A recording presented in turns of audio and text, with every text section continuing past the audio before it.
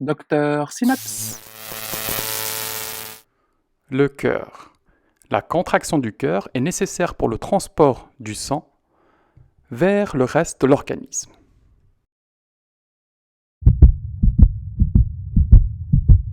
À côté de cette fonction de pompe, à l'intérieur du cœur, nous avons 4 valves. Les valves sont une sorte de porte qui s'ouvre et qui se ferme de façon synchronisée pour permettre le passage du sang à l'intérieur du cœur. La valve aortique est la dernière valve avant l'éjection du sang vers le reste de l'organisme. Voici une valve aortique normale qui s'ouvre bien. Son ouverture permet l'éjection du sang vers le reste de l'organisme. Cette valve peut se sténoser à cause de calcification par exemple. Nous aurons ainsi un rétrécissement aortique qui peut devenir serré. Ce rétrécissement limite l'ouverture de la valve aortique. Vu que le cœur est connecté au reste de l'organisme grâce au vaisseau, lors du rétrécissement aortique serré, l'éjection du sang sera alors altérée. Le patient présentant un rétrécissement aortique serré peut ne pas avoir de symptômes pendant une longue durée de temps. Et à un moment donné, le patient peut devenir symptomatique. Un exemple des symptômes étant une dyspnée à l'effort, c'est-à-dire un essoufflement à l'effort, des douleurs thoraciques qui peuvent être associées à une maladie coronaire, c'est-à-dire une maladie des artères du cœur,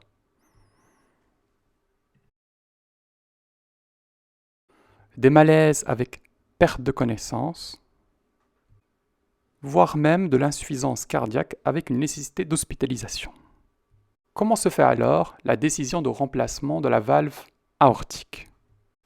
Tout d'abord, il faut réaliser un bilan avec une prise de sang, une échographie cardiaque, scanner des axes vasculaires, consultation d'anesthésie, un bilan dentaire, une coronarographie, mais ce qui est vraiment important, c'est le dossier médical, avec les antécédents et les comorbidités. Ensuite se fait une discussion avec l'équipe de cardiologie. Cette réunion permet de discuter des symptômes du patient, de la cause et du mécanisme du rétrécissement aortique, de sa sévérité, de la qualité de vie du patient, mais également du choix du patient. Après avoir réuni tous ces éléments, une décision est ensuite prise de remplacer ou pas la valve aortique. Si on décide de réaliser un TAVI, c'est-à-dire l'implantation percutanée d'une prothèse de la valve aortique, on évalue les bénéfices et les risques de cette intervention. Quels sont les bénéfices? Si le patient présente des symptômes liés au rétrécissement aortique serré, par exemple l'essoufflement à l'effort, l'intervention permet d'augmenter la survie, mais également d'améliorer la qualité de vie. Ces bénéfices sont balancés par rapport au risque de l'intervention. Les complications les plus fréquentes, c'est des complications d'accès, voire vasculaires, comme les saignements au niveau du point d'accès. À côté de ça, nous pouvons également retrouver des complications liées à l'implantation de la prothèse, mais également des complications d'ordre rythmique. Par exemple, des blocs AV complets qui peuvent entraîner la mise en place de pacemakers lors de l'intervention. Concernant le rétrécissement aortique serré, quand est-ce qu'il faut intervenir? Les informations que je vais vous évoquer maintenant proviennent des recommandations de 2021 de la Société européenne de cardiologie. Si le patient est symptomatique et qu'il a un rétrécissement aortique serré avec un haut gradient, c'est-à-dire un gradient moyen supérieur à 40 mm de mercure, une Vmax supérieure à 4 mètres par seconde et une surface aortique inférieure à 1 cm² ou indexée inférieure à 0,6 cm² par mètre carré. Ça, c'est une recommandation de classe 1 pour intervenir au niveau de ce rétrécissement aortique serré. Qu'en est-il maintenant des patients asymptomatiques, c'est-à-dire qui ne présentent pas de symptômes? C'est une classe 2A pour certaines situations. Ça veut dire qu'on conseille d'intervenir, c'est-à-dire qu'on conseille de remplacer cette valve aortique malade.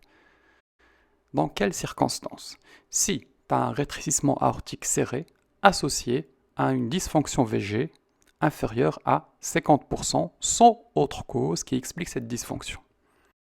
Ou un rétrécissement aortique serré associé à une FEVG, c'est-à-dire une fonction du VG normale, associée à l'un des éléments suivants, soit une Vmax très élevée supérieure à 5 mètres par seconde ou un gradient moyen supérieur à 60 mm de mercure, ou une valve très calcifiée avec une évolution du Vmax sur une période de 1 an de plus de 0,3 mètres par seconde, ou un BNP supérieur à 3 fois l'âge du patient, dosé à plusieurs reprises, sans contexte d'insuffisance cardiaque. En résumé, chez les patients symptomatiques, c'est une classe 1, c'est-à-dire qu'il faut intervenir, il faut remplacer cette valve.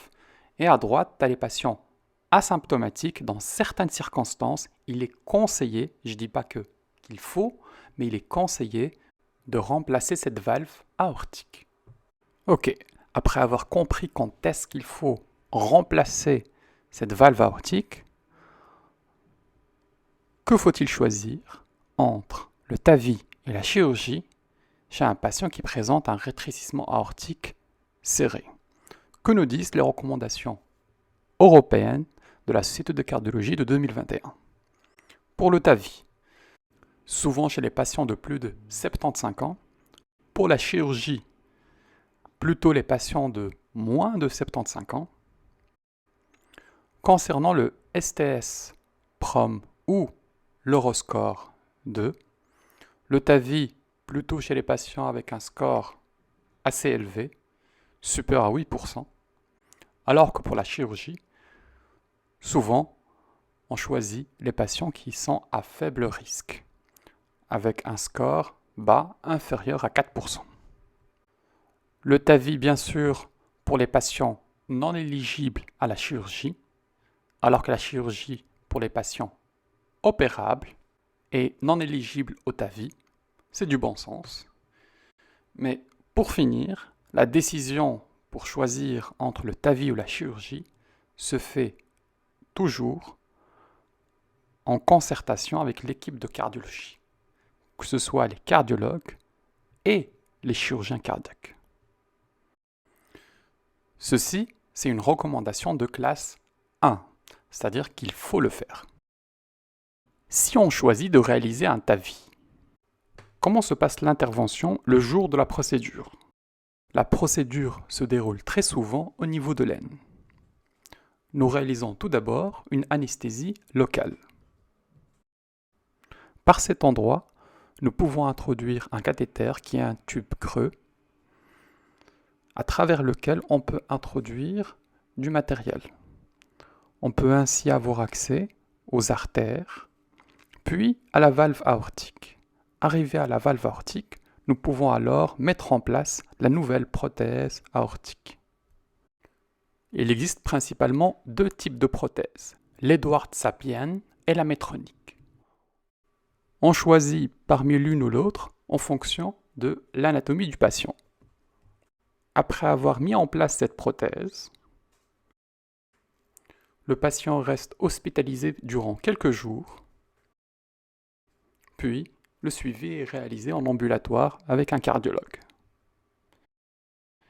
J'espère que c'était instructif et je te dis à bientôt. Merci d'avoir suivi cette vidéo. N'hésitez surtout pas à me communiquer vos questions, vos éventuelles remarques et de me proposer les sujets qui vous intéressent.